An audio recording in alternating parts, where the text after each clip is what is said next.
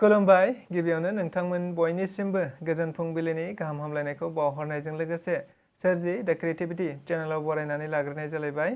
दिनैनि माखासे गोनांथार खौरांफोरखौ आं नोंथांमोननि सिगाङाव फोरमायथिना होनो आवगायनाय जालायबाय। नोंथांमोना जुदि नायनानै मोजां मोनोब्ला लाइक खालामगोन, शेयार खालामगोन होनना आसा खालामबाय। लोगोसे सानफ्रामबोनि बेबायदि गोनांथार खौरांफोरखौ मोनबाय थानो लुबैदोंब्ला जाहाथे चेनेलखौबो साबस्क्राइब खालामनानै लायो बेखौनो खावलायनाय जाबाय। थ' बिदिब्ला जोङो दिनैनि माखासे गोनांथार खौरांफोरखौ खोनासंलांदिनि।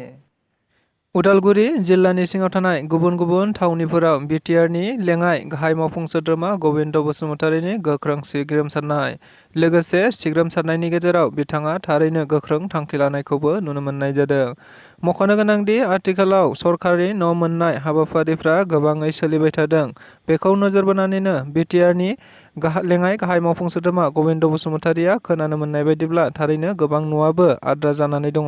जायखौ नोजोर बोनानैनो मैया बिथाङा उदालगुरि जिल्लानि सिङावनो थानाय गुबुन गुबुन थावनिफोराव थारैनो न' मोननाय सोद्रोमाफोरनि न'खर न'खर थांनानै बिथाङा खौरां लाहैनाय जायो। लोगोसे खौरां लाहैनानै बिथाङा खौरांगिरिफोरनि सिगाङाव बुंथिनानै होनाय बायदिब्ला थारैनो फैबाय थानाय 25 जानुवारिनि सिगां आद्रा थानाय न'फोरा जाहाथे मावफुंजाया।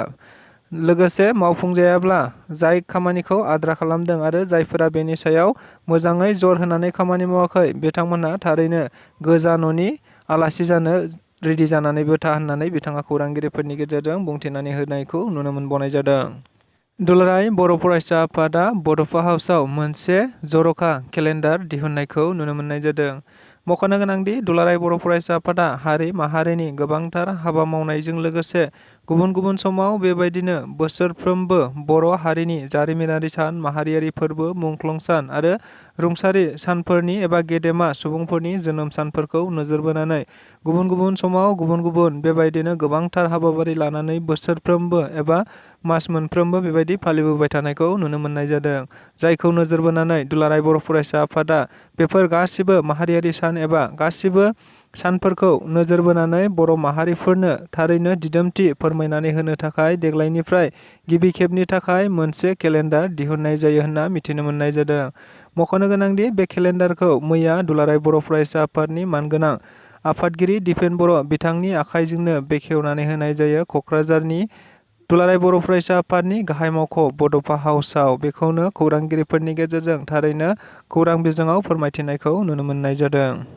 जोबोद खम समनि गेजेरावनो बारग' एनडिएफबिफोरनि जेलाव थानाय केसफोरा खम समनि गेजेरावनो गगोन। लोगोसे एनडिएफबिफोरखौ बर'नो थाखाय जों बिटिआर सरकारनिफ्राय जेब्लाबो नारा नाथा नाजागासिनो दङ आरो सानफ्रामबो जोङो उकिलफोरजों खोथा सावरायगासिनो दङ।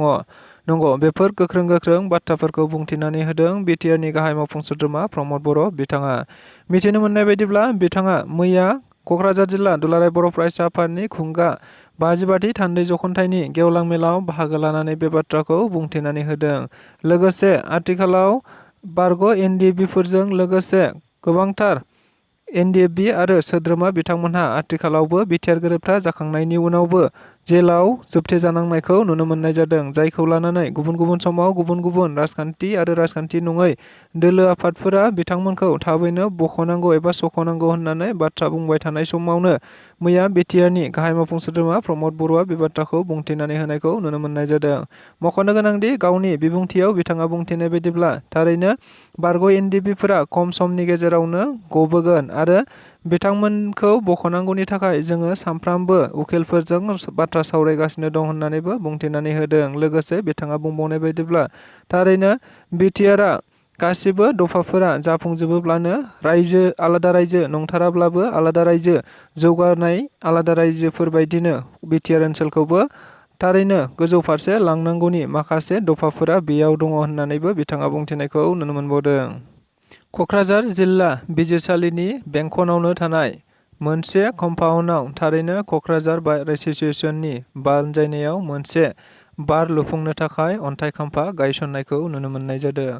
मख'नो गोनांदि बे अन्थाइ खाम्फाखौ थारैनो बिटिआरनि गाहाय मावफुं सोद्रोमा प्रमद बर' बिथाङा मैया गावनि आखाइजोंनो बेखेवनानै होनाय जायो होननाबो मिथिनो मोनबावनाय जादों। लोगोसे बे बिल्डिंखौ थारैनो 5 कौटि रांनि थाखाय लुफुंनानै होगोन होननानैबो मिथिदों।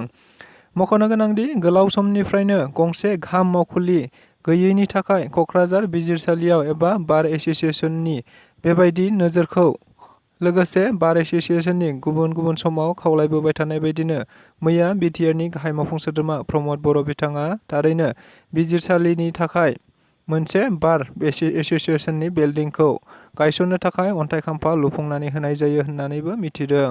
मख'नो गोनांदि बे एसोसिएशननि एबा बिल्डिंनि गेजेरजों थारैनो ओनसोलाव थानाय बिजिरसालिफोरनि थाखाय गोबांथार मुलाम्फा जागोन होननानैबो मिथिनो मोननाय जादों। लोगोसे बे अन्थाइ खाम्फाखौ गासै 5 कौटि रांनि लुफुंनाय जागोन होननाबो मिथिदों। बेनि अनगायैबो आरोबाव बे अन्थाइ खाम्फा एबा बार एसोसिएशननि बिल्डिंखौ गुबैयै कन्ट्रेक्टर बिरखां बर'आ लुफुंनानै होगोन होननानैबो खौरां बिजोंनि गेजेरजों मिथिनायखौ नुनो मोननाय जादों।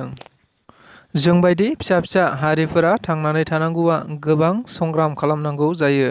थारैनो बेबायदि होननानै जोंनि थांनानै थानाया जेब्लाबो सोमावसारनायाल' नङा। बेफोर बाथ्राखौ बुंथिनानै होदों आथिखाल आसामनि मन्त्रि इउजि ब्रह्म बिथाङा। मिथिनो मोननाय बायदिब्ला मैया क'क्राझार जिल्ला दुलाराय बर' फरायसा आफादनि खुंगा 55थि थान्दै जखान्थाइ हाबाफारिनि गेवलां मेलाव बाहागो लानानै आसामनि मन्त्रि इउजि ब्रह्म बिथाङा खौरांगिरिफोरनि गेजेराव गोबांथार बाथ्रा बुंथिनायखौ नुनो मोननाय जादों। जेराव बिथाङा बुंथिबावनाय बायदिब्ला थारैनो बर' गामि ओनसोलाव समाज बेबस्थाया बायग्लिलांनायनि जाहोनाव लाइमोनफोरनि गेजेराव लागामसारा थासारि सोमजिदों। जेराव लाइमोनफ्रा गावजों गाव समाजारि बिजोंफोरनि गेजेरजों गोबांथार बायदिसिना बाथ्रा बुंथिलाबायबाय थादों। बेनि अनगायैबो थारैनो बर'फोरा मोनसे फिसा हारि, बेनिखायनो बर'फोरनि थांनानै थानांगौआ जेब्लाबो संग्राम थांनानै थानांगौ जायो। नाथाय संग्राम होननाया बे नङा जे थारैनो सानफ्रामबो नंनायनि नङैनि सोमावसारबाय थानांगौ। बियो संग्राम नङा। थांनानै थानायनि थाखाय जोंबायदि फिसा फिसा हारिया जेब्लाबो जुजिलांबाय थानांगौ होननानै बिथाङा बुंथिनायखौ नुनो मोननाय जादों। बिटिआरनि गाहाय मावफुं सोद्रोमा मुस्रि प्रमद बर' बिथाङा दुलाराय बर' फरायसा आफादनि खुंगा 55थि थान्दै जखान्थाइ हाबाफारियाव बाहागो लानायखौ नुनो मोननाय जादों। मख'नो गोनांदि क'क्राझार जिल्ला दुलाराय बर' फरायसा आफादनि देग्लाय 2024 मायथाइनि खुंगा 55थि थान्दै जखान्थाइ हाबाफारिखौ थारैनो क'क्राझार जिल्लानि सिङावनो थानाय कुसुगाव आन्सलिक एबा दख'रानि सिङाव थानाय जलाइस्रि गोजौ फरायसालिनि गेलेग्रा गुवार फोथाराव थांनाय 12, 13 आरो 14 सानथामनि हाबाफारि लानानै खुंफुंगासिनो थानायखौ नुनो मोननाय जादोंमोन। नंगौ, थारैनो बेबायदिनो मैया गेवलां मेल हाबाफारियाव बिटिआरनि गाहाय मावफुं सोद्रोमा प्रमद बर'जों लोगोसे केबिनेट मन्त्रि इउजि ब्रह्म आरो गोबांथार इएम आरो एमसिएलए बिथांमोना हाबाफारियाव बाहागो लानायखौ नुनो मोनबावदों। बेनि अनगायैबो बे हाबाफारियाव बाहागो लानानै बिटिआरनि गाहाय मावफुं सोद्रोमा प्रमद बर'आ गोबांथार बाथ्राफोरखौ बुंथिनायजों लोगोसे समाजाव बेबायदि माहारियारि आफादखौ थारैनो गोनांथि दङ। जाय माहारियारि आफादासो हारिनि गांनाय उखैनाय आरो हारिनि जौगाथायनि खामानिखौ मोजाङै मावनो हायो होननानैबो बिथाङा बुंथिनानै होनायखौबो मिथिनो मोनबावदों।